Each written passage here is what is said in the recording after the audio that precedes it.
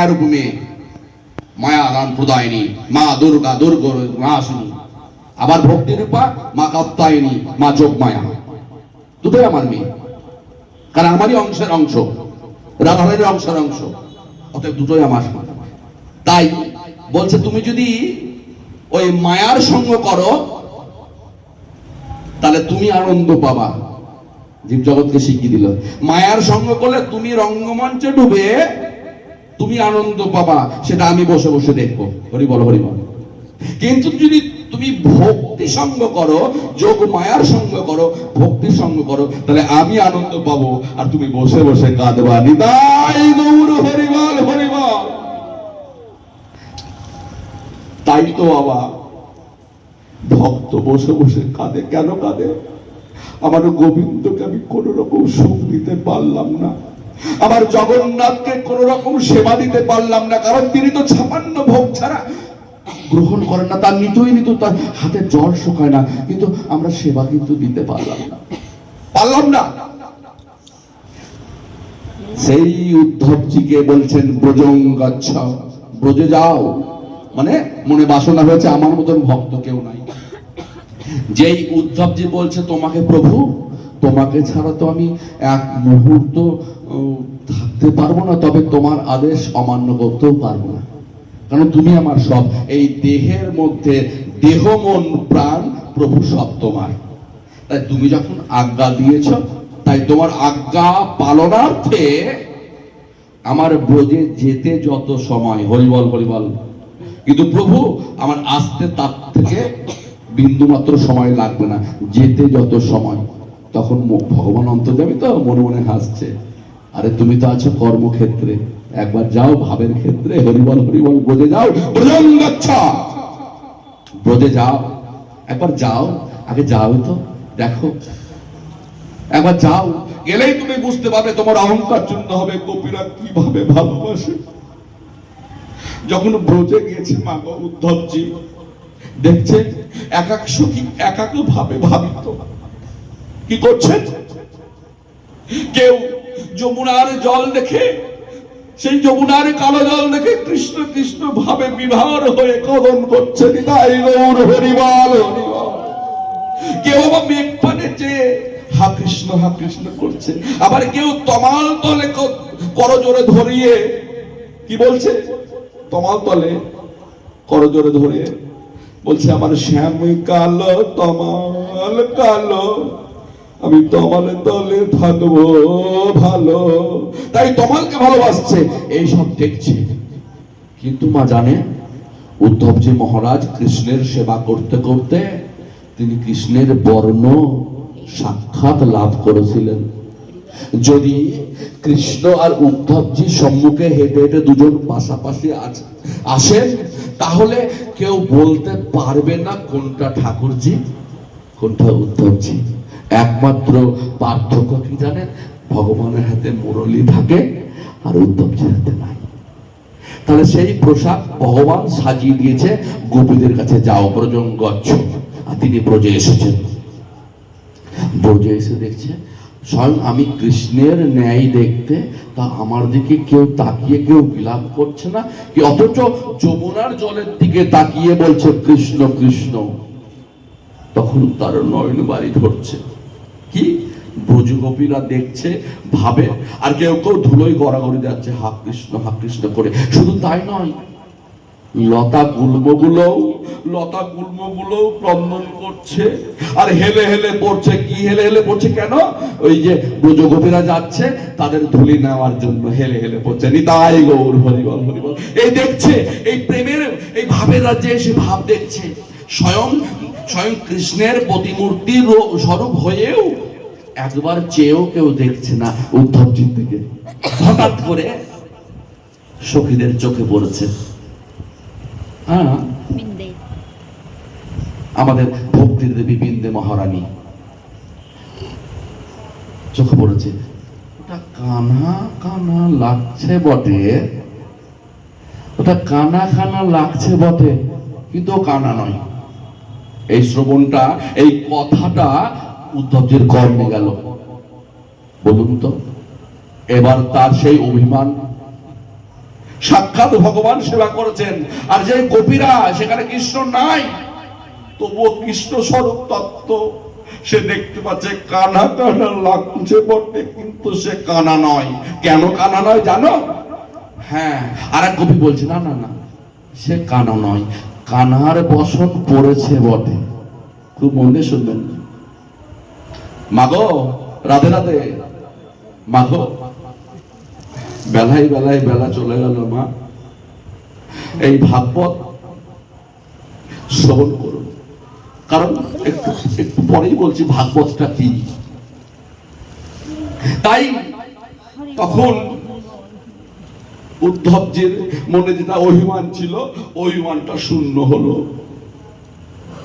হে কৃষ্ণ, আমি এতদিন ভাবতাম আমি তোমার সবচেয়ে বড় ভক্ত, আজ আমি ব্রজে এসে দেখলাম কত তোমার প্রিয় ভক্ত তোমার অনুপস্থিতিতে তোমার নামে প্রেমে মাখামাখি হয়ে এরা প্রেমে বিলাপ করছে। নিতাই গৌর হরি বল, হরি বল। দেখুন, এই করতে করতে এই ভাবরাজ্যে এসে বলেছিলেন, কৃষ্ণকে কথা দিয়েছিলেন, আমার যেতে যতদিন সময় লাগবে না, আমি দ্রুত আসবো, কারণ তোমা বিনা আমি থাকতে পারবো না। কিন্তু এই ভাবরাজ্যে এসে 1 মাস নয় মা, 6 মাস অতিক্রম করে 10 মাস যখন হয়েছে, তখন আমার দ্বারকা দিতে এসেছে। বলো, কৃষ্ণ জিজ্ঞাসা করছে, বলো উদ্ধব, ব্রজে কেমন দেখলে? চরণ লুটিয়ে পড়েছে। প্রভু, ভগবান বলছে তোমার সাধনা পূর্ণ হয়েছে, তোমার নয়ন ভারী ধরেছে, বলো তুমি কি বর চাও? বলছে বরং জয়তু, বরং বরং বরং মানে বর চাও, আমি তোমাকে বর দেবো আজ, কারণ আজকে তোমার তোমার মনে আর কোন অভিমান নাই। খুব মন দিয়ে শুনবেন। দেখুন উদ্ধবজি কি বলছে তখন। বলছে, প্রভু, কেউ যদি কাচের টুকরো খুঁজতে খুঁজতে, প্রভু, কেউ যদি কাচের টুকরো খুঁজতে খুঁজতে একটা হীরের টুকরো পেয়ে যায়, তবে কি আর কেউ সেই কাচের টুকরো খোঁজে? প্রভু, হরিবল, হরিবল। একটা কাচের টুকরো চাইতে কত একটা হীরের টুকরো কত মূল্যবান, আর কত সহস্র হীরের টুকরো দিয়েও তোমার মূল্য দেওয়া যাবে না। প্রভু, নিতাই গৌর হরিবল, হরিবল। তবে হ্যাঁ, বর যদি দিতে চাও প্রভু, আমাকে সেই বর দাও, আমি যেন ব্রজে জন,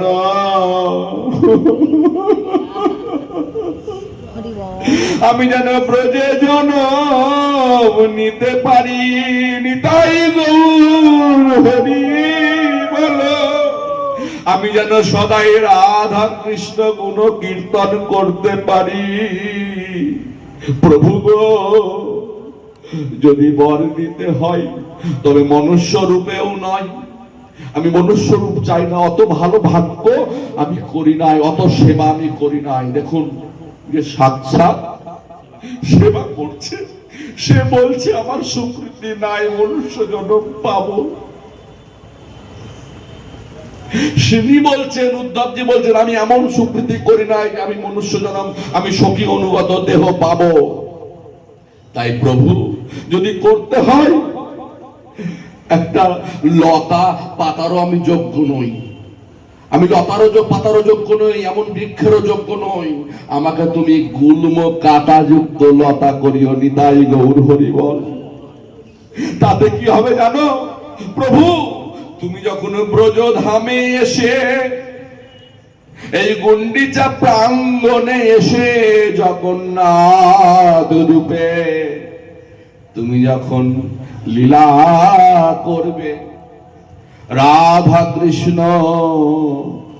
দুজনে যখন লীলা করবে, আর যখন তুমি গোপী সঙ্গে রাসমঞ্চে রাস করবে, আর রাস করতে করতে বা গোপীদের সঙ্গে কীর্তন করতে করতে বা গোচরণ করতে করতে যখন যাওয়া আসা করবে, তোমাদের সেই চরণ ধুলি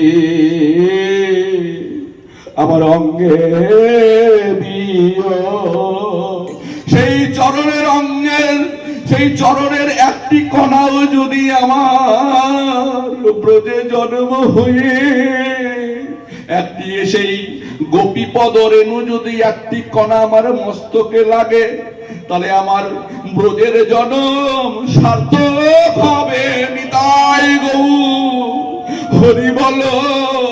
দেখুন, দেখুন না, উদ্ধবজি মহারাজ যিনি সাক্ষাৎ গোবিন্দের সেবা করেছেন, তিনি বলছেন যে আমি মনুষ্য জন্ম পাওয়ার অধিকারী নয়। আর আমরা দেখুন অহংকারে, অহংকার মঞ্চে, অহংকার সিংহাসনে বসে থেকে আমি বলছি আমি বড়, আমি বলছি আমি বড়। আমাকে ও সম্মান দিল না, আমাকে ও তো ডাকলো না। আমি এই অভিমান মঞ্চে বসে থেকে আমি নিতাই সেবায়, গৌর সেবায় বঞ্চিত হয়ে রইলাম। নিতাই গৌর হরিবল হরিবল। দেখুন মা, ভক্ত হয়ে তিনি দেখিয়ে দিলেন ভগবান ভক্তকে কত ভালোবাসে, তাই ভক্তের অহংকার রাখেন না। নিতাই গৌর প্রেমানন্দে হরি হরি বল। এই তো গেল মা রথের তত্ত্ব। জগন্নাথ দেব কৃপা করে এলেন। কেন এলেন? তাহলে আজকে এই গুন্ডিচা প্রাঙ্গণ মানে কি ক্ষেত্র বাবা? ব্রজক্ষেত্র। অর্থাৎ তিনি এখানে লীলা করতে এসেছেন মাসির বাড়িতে, ব্রজধামে। তাই বাবা এটা কেউ পদ্মা ভবন ভাববেন না, জানো? আমার কথা নয়, মহাজনরা বলেছেন। কি বলেছেন জানেন? মহাজনরা বলেছেন যেইখানে যেইখানে আমার জগন্নাথের শ্রীমূর্তি শিব বিগ্রহ স্বরূপ, তিনি কিন্তু বিগ্রহ নয়, সাক্ষাৎ। বলছে বিগ্রহ কারো বাড়িতে যদি চিত্রপট থাকে বাবা, জেনে রাখুন সেটাও সাক্ষাৎ। অন্য কোনো বিগ্রহ স্বরূপ মানা হলেও একমাত্র জগতের জগন্নাথকে সাক্ষাৎ শ্রীকৃষ্ণ রূপে তিনি ধরাধামে এসেছেন। নিতাই গৌর প্রেমানন্দে হরি হরি বল। এই হচ্ছে জগন্নাথ দেবের। এখন যোগ তত্ত্ব অর্থাৎ ব্রহ্মের আরাধনা করতে লাগলেন, তখন ভগবানেরও সাধ হলো। ব্রহ্মলোকে ব্রহ্মের আরাধনা করলে সেখান তো নিরাকার। তাহলে নিরাকারে তো কোন রকম দর্শনও নাই বাবা, কোনো গুণও নাই, কোনো বিচারও নাই। তাই ভগবানের ইচ্ছা হলো আমি লীলা করব। তাই যোগীদেরকে স্বপ্নে স্বপ্নাদেশ তাদেরকে কৃপা করলেন। কি বললেন? তোমরা ব্রহ্মের আরাধনা করলে তো নিরাকারের আরাধনা করতে লাগলে, একবার সাকার হয়ে আমার আরাধনা করো। আমি যে লীলা বড় ভালোবাসি, আমি যে ভক্ত বড় ভালোবাসি। তখন তিনি কি করলেন জানেন? সেই যোগীদেরকে দুটো জিনিস দর্শন করালেন। সর্বপ্রথম কি দর্শন করালেন মা? সর্বপ্রথম বদন রস দর্শন করালেন। হরিবল হরিবল। যেই বদন দর্শন করলেন আর সবাই সেই বদনে মোহিত হয়ে গেলেন, প্রেমে বশ হয়ে গেলেন। আর যখনই নয়ন দেখলেন আরো আকৃষ্ট হয়ে গেলেন। তাই কৃষ্ণের আর এক নাম হচ্ছে আকর্ষণ, যিনি আকর্ষণ করেন। হরিবল হরিবল। তাই জগন্নাথ কৃষ্ণরূপী জগন্নাথ এলেন কেন? আমাদের মতন প্রতিটা জীবকে আকর্ষণ করার জন্য। কেন আকর্ষণ করতেন? কারণ এই জীবের দশা ঘুচাবে বলে, তিনি প্রেম দিবেন বলে, আর প্রেম দিয়ে প্রেম লীলায় ভাসবে বলে তিনি ভক্তের মাঝে এসে ভক্তের সঙ্গে স্বয়ং ভগবান মিলন করবে বলে তিনি জগতের নাথ হয়ে জগন্নাথ রূপে আবির্ভাব হলেন। নিতাই গৌর হরিবল। জয় নিতাই বাবা। আমি কিছু জানি না, সবাই ভালো আনন্দ পাচ্ছেন তো বাবা? ঠাকুর যা বলাচ্ছে, আমার নাথ যা বলাচ্ছে। দেখুন, অনেকে বলে আমি অনাথ। জেনে রাখুন, জগন্নাথ পৃথিবীর প্রতিটা জীবকে কৃপা করার জন্য তার নয়ন একবার দেখেছেন? নয়নের মাধুর্য একবার দেখুন, কিরূপ মাধুরী। তার নয়নটা কেমন গো মা? গোলাকার। খুব মন দিয়ে শুনবেন। সেটা কিসের প্রতীক মা? এই বিশ্ব ব্রহ্মাণ্ড কিন্তু গোলাকার। হরিবল হরিবল। এই বিশ্ব ব্রহ্মাণ্ড গোলাকার, তাই তিনি এই চোখের কি রাখলেন না বাবা? আমরা কি বলি এটাকে? পলক রাখলেন না। কেন রাখলেন না? ভগবানের চিন্তা হয়েছে, আমি যদি একটা পলক রাখতে গিয়ে যদি কোন জীব যদি আমার কৃপা থেকে বঞ্চিত হয়, আমি এই যুগল নয়নে কোন ভূযুগল কোন পলক আমি রাখবো না। কেন রাখবো না? আমি যেদিন ধরাধামে জগতের মাঝে পথ মাঝে ভক্তের মাঝে আমি আসব, সেদিন আমি কি করবো জানো? আমি যে সেজে কৃপা করব নিতাই গৌর হরি বলো। সেই জন্য আমি চোখের পলক রাখি না। কারণ আমার পলক যদি একবার করে কোন জীব বঞ্চিত হয়, তাহলে আমি যে সবাই আমাকে জগতের নাথ বলে, তাহলে তো আমি নাথ হতে পারলাম না। আগমা অনাথ কাকে বলে? আগমা অনাথ কাকে বলে? যার পিতা নাই না গো। অনাথ কাকে বলে? যার স্বামী নাই, কারো সন্তান হয়নি, ধরো কারো স্বামী নেই, কারো পিতা নেই, তাহলে তিনি জগৎ স্বামী, তিনিই পিতা। আমরা পিতা রূপে স্বামী রূপে গ্রহণ করি, কারণ তিনিই স্বামী, তিনিই পিতা। তাহলে যার পিতা নেই সেই কিন্তু অনাথ। ভগবান কাকে কৃপা করেন না জানেন? একমাত্র জগন্নাথ কাকে কৃপা করেন না জেনে রাখুন। কোনদিন জগন্নাথ দেবকে প্রণাম করতে গেলে, কোনদিন জগন্নাথ দেবের সামনে কখনোই বলবে না, হে প্রভু আমার কেউ নাই, আমি অনাথ, তুমি কৃপা করো। তার দিকে ফিরে তাকায় না আমার জগন্নাথ। নিতাই গৌর হরি বল। কারণ তিনি সব প্রতিটা জীবকে কৃপা করার জন্য তিনি জগতের নাথ হয়ে এসেছেন। তাই জেনে রাখুন, একমাত্র কেউ যদি বলে আমি অনাথ, তার দিকে ভগবান জগন্নাথ ফিরেও তাকায় না। আর তাছাড়া একটা পিঁপড়ের দিকেও কিন্তু ভগবান কৃপা দৃষ্টি, একটা হস্তির দিকেও ভগবানের কৃপা দৃষ্টি, একটা কুকুরের দিকেও ভগবানের কৃপা দৃষ্টি। অর্থাৎ প্রতিটা একটা পিঁপড়ের মধ্যেও যে জগন্নাথ রূপী নারায়ণের পরমাত্মার রূপী জগন্নাথ রয়েছেন, একটা হস্তির মধ্যেও রয়েছেন, একটা মনুষ্যের মধ্যেও রয়েছেন। কিন্তু তিনি মনুষ্যকে শ্রেষ্ঠ করলেন কেন? তিনি মনুষ্যকে শ্রেষ্ঠ করলেন এই কারণেই, কারণ তাকে হস্ত দিয়েছেন, পদ দিয়েছেন, চক্ষু দিয়েছেন, কর্ণ দিয়েছেন। কেন? লীলা করবে বলে। কারণ ভক্তের সঙ্গে ভগবানের মিলন করতে গেলে আমাদের কিসের দরকার হয় গো?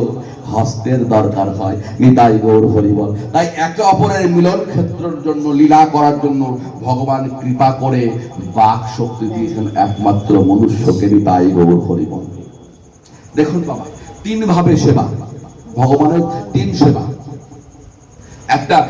একটা হচ্ছে মৃন্ময়ী সেবা, একটা চিন্ময়ী সেবা, একটা বাকময়ী সেবা। তিন রকম সেবা। আর ভগবান তিন রূপে বিরাজমান,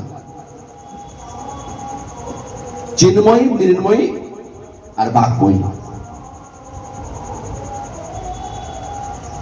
তাহলে বাকময়ীকে যে প্রসঙ্গটা, চিন্ময়ীকে আর মৃন্ময়ীকে, এই যে কুকুর, হস্তি, সমস্ত জীব পরমাত্মা, এই জীব প্রতিটা এই জীবকে যে ভালোবাসে, প্রত্যেকটা মৃন্ময়ী, প্রত্যেকের মধ্যে ভগবান দর্শন, মানে কি দর্শন দেখা যাচ্ছে না, কিন্তু ভগবান আত্মারূপে আছে, আমরা জেনেছি।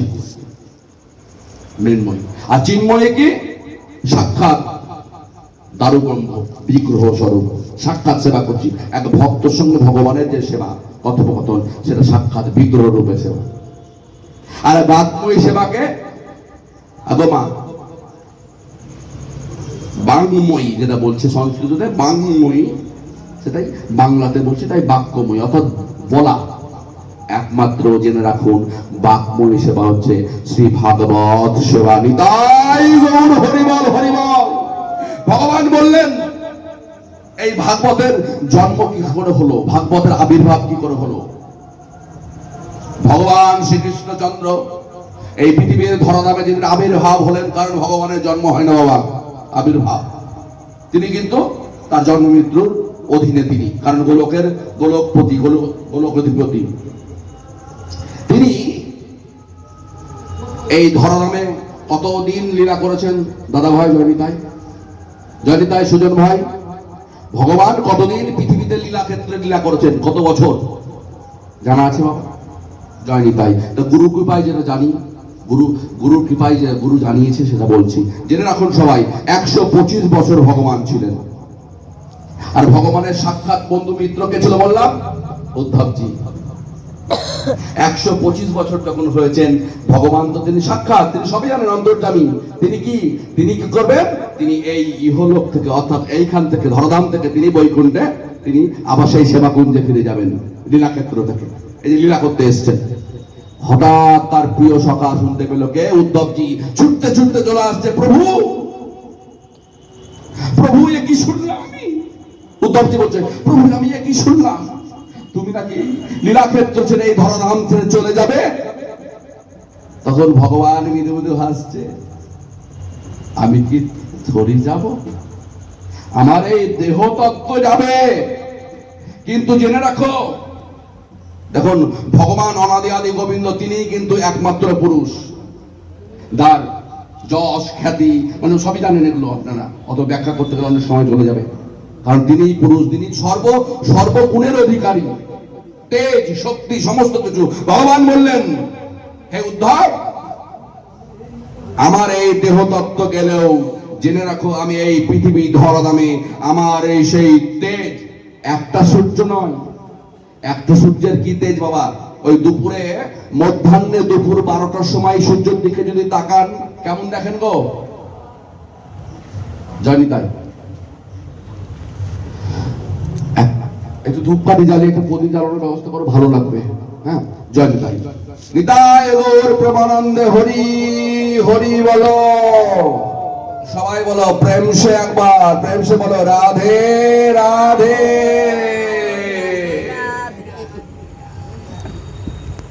সেই উদ্ধবজি ভগবানকে জিজ্ঞাসা করছে, ক্রন্দন করছে, প্রভু তুমি চলে যাবে, আমাদের কি হবে? তখন ভগবান বললেন, আমি কোথাও যাব না, জেনে রাখো, আমার সমস্ত ঐশ্বর্য তেজ শক্তি এই থেকে আমি এই ভাগবতের মধ্যে সমস্ত আমার তেজ শক্তি লীলা আমি সমস্ত বিচরণ করিয়ে আমি এই দেহতত্ত্ব যাবে, কিন্তু এই ধরাধামে ভাগবত রূপে আমি স্বয়ং কৃষ্ণ বিষ্ণু বিরাজমান, আজও আছি, আগামী দিনে থাকবো। নিতাই গৌর প্রেমানন্দে হরি হরি বলো।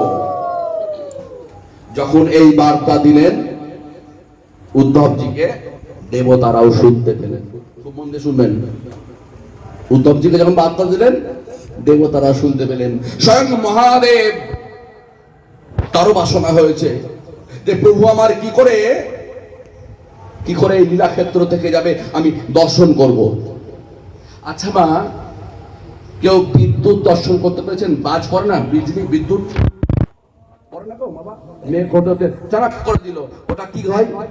এক ঝলক, এক সেকেন্ডের জন্য